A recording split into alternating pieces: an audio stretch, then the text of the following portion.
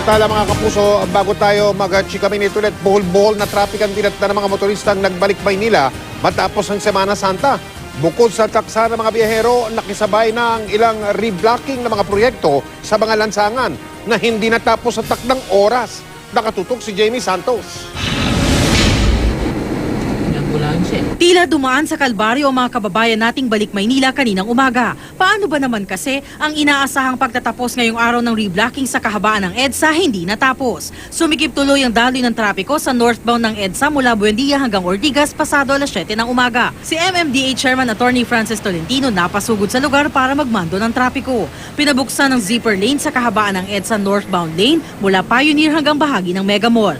Bandang alas 9 ng umaga, binuksan ng buong EDSA sa trapiko. Tensyonado lang ng konti dahil may mga parating na kababayan tayong pauwi. Napakalaki ng tulong ni Secretary Singson kasi nag-open naman yung Ayala Tunnel kaninang umaga. Merong nakapag-umpisa ng late,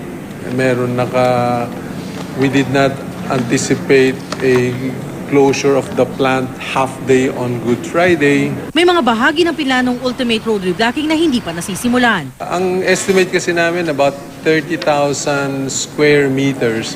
Ang nagawa lang namin 28,000, a little over 28,000. No?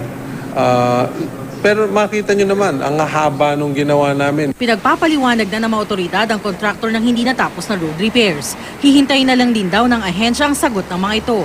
Humingi naman ng pangunawa ang Malacanang sa commuters at motoristang apektado. Ayon sa MMDA, pag-aaralan pa kung magkakaroon muli ng road reblocking tuwing weekend. Jamie Santos, Nakatutok, 24 Oras.